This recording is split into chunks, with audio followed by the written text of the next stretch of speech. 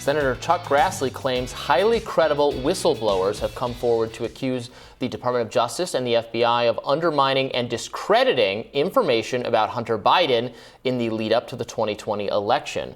The whistleblowers claim that intelligence about possible wrongdoing by the president's son was mischaracterized as likely disinformation and then prematurely shut down by officials during initial investigations, which is not really surprising because you did have those 50 former law enforcement, among them FBI agents, who published like an open letter saying this has all the hallmarks of Russian misinformation, disinformation. So it's not at all surprising that also the actual still connected to the apparatus of the state law enforcement bodies felt similarly and treated it similarly.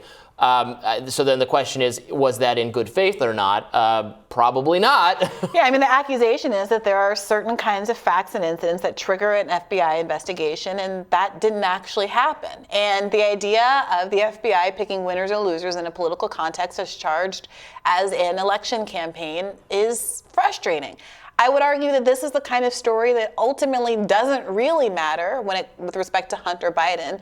You know, generally speaking, the kids of presidents don't matter that much, even if it's embarrassing and awkward, unless it is proven that Joe Biden had some nefarious dealings or inappropriate dealings with his son and getting him access to power, money, et cetera, geopolitics, whatever, Ukraine. However, absent that, I would say this is a nothing burger, except for that, now the story is the cover-up. Yeah. Well, and it is not great. It doesn't inspire a lot of confidence in the Department of Justice and the FBI and these important law enforcement agencies, these important agencies that are supposed to keep us safe and be monitoring for threats and all that. It does not inspire a lot of confidence in them that they can't tell truth from falsehood. Correct. That they don't know or are so politically myopic or so partisan at this point, so much the kind of deep state mentality that Trump railed against, they can't tell if this is true or not, or they see something that looks true. Their initial read is to say, well, yeah, but it probably came from Russia, so we should just ignore it. I mean, how could that could hurt the nation if like a story of greater national security implications came about and it had some partisan spin on it that it was damaging to Democrats and they just chose to ignore it because of Russia. That's the whole problem with this Russia disinformation stuff. It's not the idea that governments, including our own, don't try to interfere in other governments' elections. It's a tale as old as time. Right. The problem is we do and brag about it, as our officials have been doing on TV lately. Excuse me, sir. I am very good at regime changes. Yeah, it requires a very big brain. Yeah. It takes two to coup. Oh Lord! But that aside, it doesn't inspire confidence in the FBI. It doesn't inspire confidence in the press. And overall, the misinformation, the gist of it, a lot of it has been the quality of things that are being characterized as misinformation are also things that are inconvenient truths. Yes. So I remember at one point being asked during the Bernie campaign about how I felt that there was, a Facebook campaign labeled Russian misinformation that was targeting black people and talking about how the government was very unfair to black people.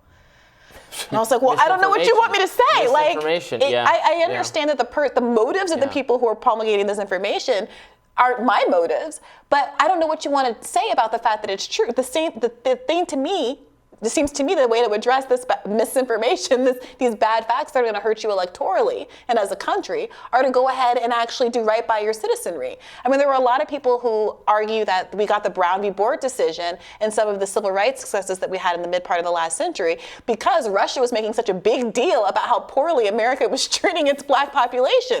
Okay, that seems like a good outcome to me. That's a great point.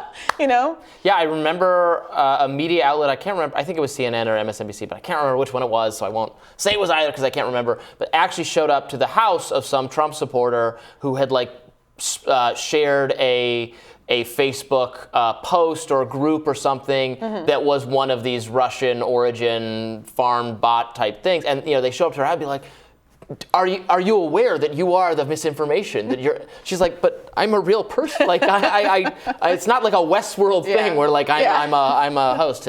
We're both fans of Westworld and we're talking about it before the show. That's true. But it's just this very weird, like these are real people with real thoughts about something, so you can't just discount it because there's some murky origins. As there were, murky origins-ish in the Hunter Biden story, although the on-the-record story for how this laptop came into possession of the New York Post, which eventually published it, has still not been. There's no other narrative for what happened. Right. No one has put forth any evidence whatsoever that anything other than exactly what they said happened is what happened. Yeah. And it's been 2 years. It's been 2 years. So we probably know what happened. So it's not. Another example of our law enforcement not really decorating themselves in glory. Yeah, look, it's frustrating because you don't want to seem like a useful idiot, obviously. But it's also true that there have been so many bad faith attacks about characterizations of things as misinformation.